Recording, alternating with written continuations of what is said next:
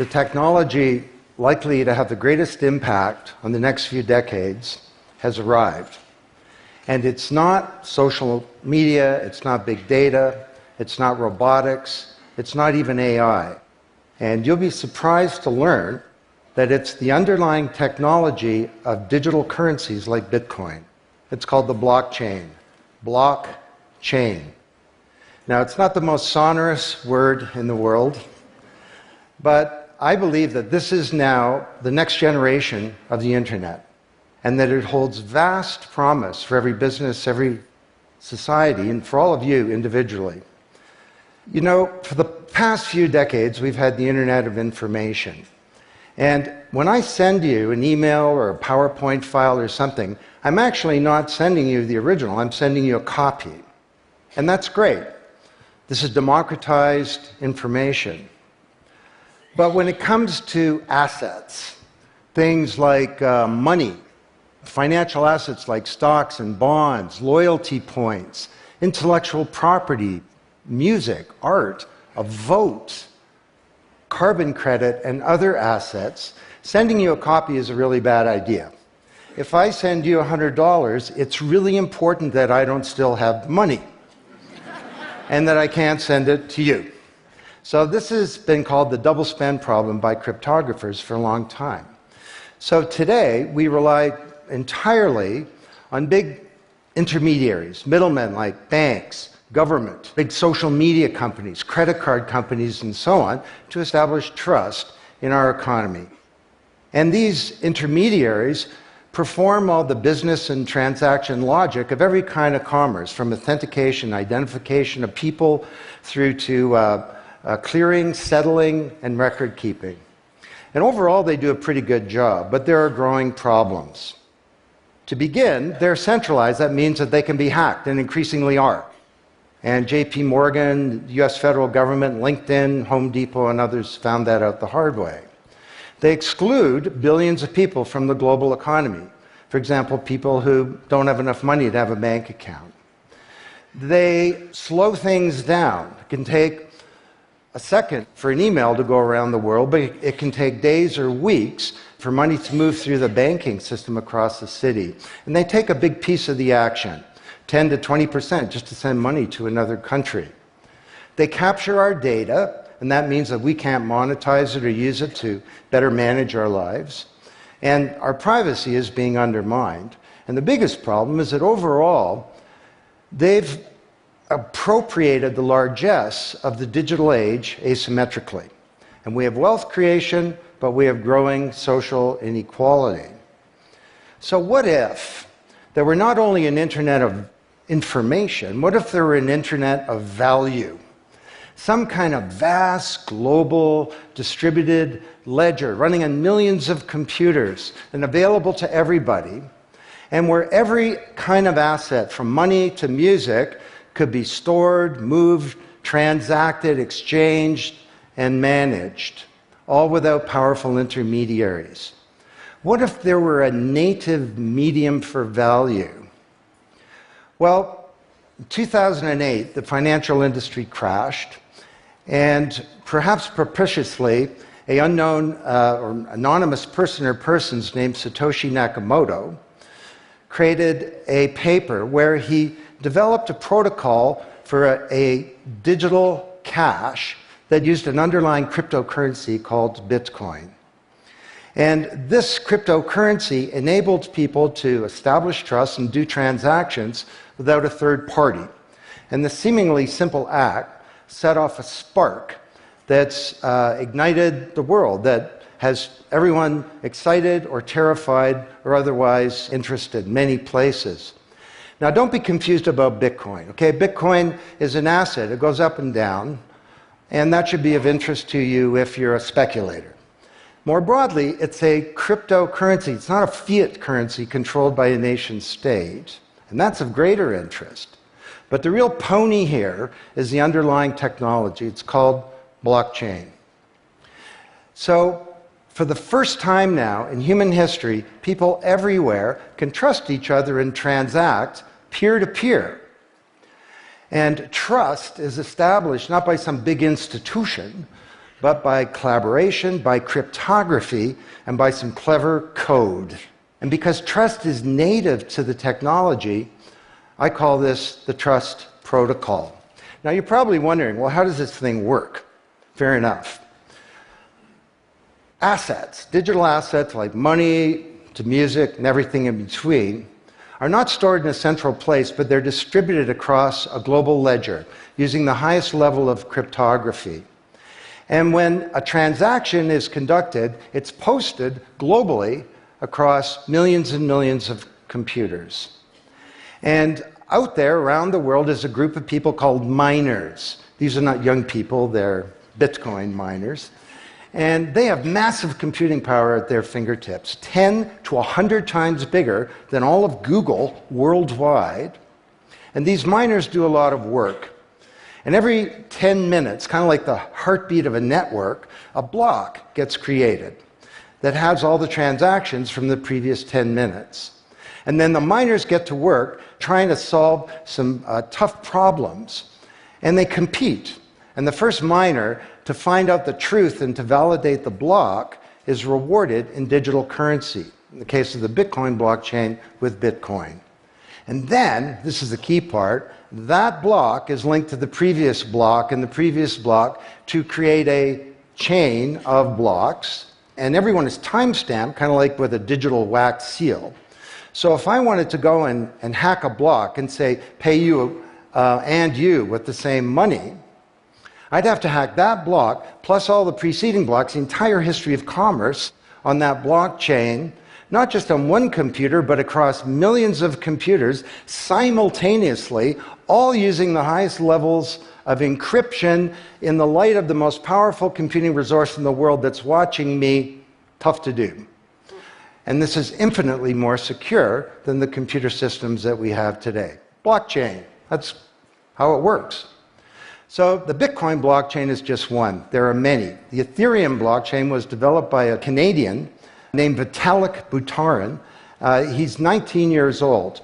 And this blockchain has some extraordinary capabilities. One of them is that you can build smart contracts. It's kind of what it sounds like. It's a contract that self-executes. And the contract handles the enforcement and the management, performance, and payment. The contract kind of has a bank account, too, in a sense, of agreements between people. And today, on the Ethereum blockchain, there are projects underway to do everything from create a new replacement for the stock market to create a new model of democracy where politicians are accountable to citizens. So, to understand what a radical change this is going to bring, let's look at one industry, financial services. You recognize this? Rube Goldberg machine. It's a ridiculously complicated machine that does something really simple, like crack an egg or shut a door. Well, kind of reminds me of the financial services industry, honestly. I mean, you tap your card in the corner store, and a bit stream goes through a dozen companies, and each with their own computer systems, some of them being 1970s mainframes, older than many of the people in this room. And 3 days later, a settlement occurs. Well, with a blockchain financial industry, there would be no settlement because the payment and the settlement is the same activity. It's just a change in the ledger. So Wall Street and all around the world, the financial industry is in a big upheaval about this, wondering, can we be replaced, or how do we embrace this technology for success? Now, why should you care? Well, let me describe some applications. Prosperity. The first era of the Internet of information, brought us wealth, but not shared prosperity, because social inequality is growing. And this is at the heart of all of the anger and extremism and protectionism and xenophobia and worse that we're seeing growing in the world today. Brexit being the most recent case. So, could we develop some new approaches to this problem of inequality? Because the only approach today is to redistribute wealth, tax people and spread it around more. Could we pre-distribute wealth? Could we change the way that wealth gets created in the first place by democratizing wealth creation, engaging more people in the economy, and in ensuring that they got fair compensation. Let me describe 5 ways that this can be done. Number 1, did you know that 70% of the people in the world who have land have a tenuous title to it? So you got a little farm in Honduras, some dictator comes to power. He says, I know you got a piece of paper that says you own your farm, but the government computer says my friend owns your farm. This happened on a mass scale in Honduras, and this problem exists everywhere. Hernando de Soto, the great Latin American economist, says this is the #1 issue in the world in terms of economic mobility, more important than having a bank account. Because if you don't have a valid title to your land, you can't borrow against it, and you can't plan for the future. So today, companies are working with governments to put land titles on a blockchain. And once it's there, this is immutable. You can't hack it. This creates the conditions for prosperity for potentially billions of people. Secondly, a lot of writers talk about Uber and Airbnb and TaskRabbit and Lyft and so on as part of the sharing economy. This is a very powerful idea that peers can come together and create and share wealth. My view is that these companies are not really sharing. In fact, they're successful precisely because they don't share. They aggregate services together and they sell them. What if rather than Airbnb being a $25 billion corporation, there was a distributed application on a blockchain, we'll call it B Airbnb, and it was essentially owned by all of the people who have a room to rent. And when someone wants to rent a room, they go onto the blockchain database and all the criteria sift through, help them find the right room, and then the blockchain helps with the contracting, it identifies the party, it handles the payments, just through digital payments are built into the system, and it even handles reputation, because if she rates a room as a 5-star room, that room is there, and it's rated, and it's immutable. So the big sharing economy disruptors in Silicon Valley could be disrupted, and this would be good for prosperity. Number 3, the biggest flow of funds from the developed world to the developing world is not corporate investment, and it's not even foreign aid. It's remittances.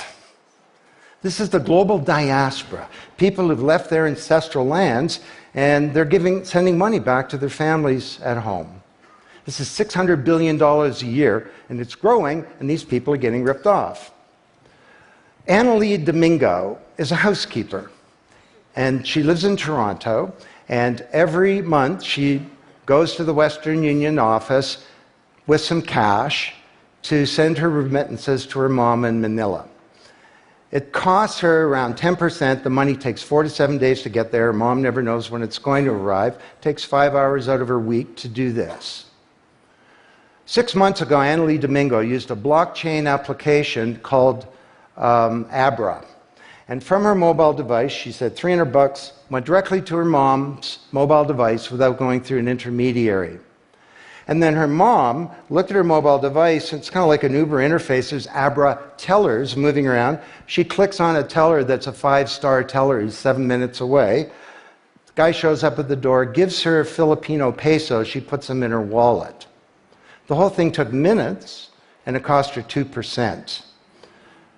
This is a big opportunity for prosperity. Number 4, the most powerful asset of the digital age is data. And data is really a new asset class, maybe bigger than previous asset classes like land under the agrarian economy or an industrial plant, or even money. And all of you, we create this data. We create this asset. And we leave this trail of digital crumbs behind us as we go throughout life. And these crumbs are collected into a mirror image of you, the virtual you. And the virtual you may know more about you than you do, because you can't remember what you bought a year ago or said a year ago or your exact location a year ago. And the virtual you is not owned by you. That's the big problem. So today there are companies working to create an identity in a black box. The virtual you owned by you. And this black box moves around with you as you travel throughout the world, and it's very, very stingy. It only gives away the shred of information that's required to do something. A lot of transactions, the seller doesn't even need to know who you are. They just need to know that they got paid. And then this avatar is sweeping up all this data and enabling you to monetize it. And this is a wonderful thing, because it can also help us protect our privacy. And privacy is the foundation of a free society. Let's get this asset that we create back under our control, where we can own our own identity and manage it responsibly. Finally,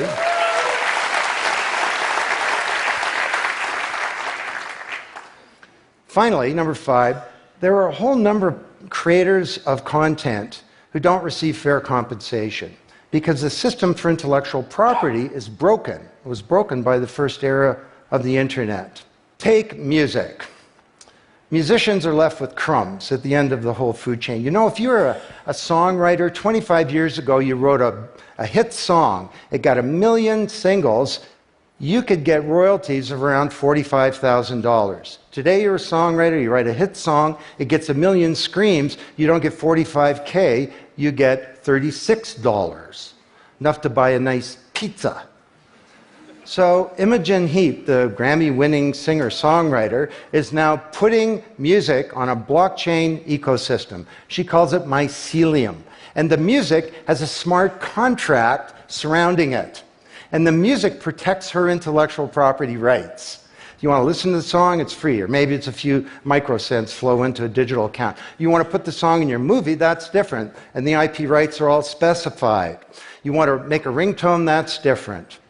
She describes that the song becomes a business. It's out there on this platform, marketing itself, protecting the rights of the author, and because the song has a payment system, in a sense a bank account, all the money flows back to the artist, and they control the industry rather than these powerful intermediaries. Now this is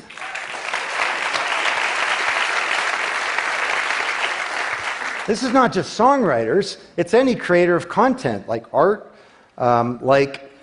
inventions, scientific discoveries, journalists. There are all kinds of people who don't get fair compensation, and with blockchains, they're going to be able to make it rain on the blockchain.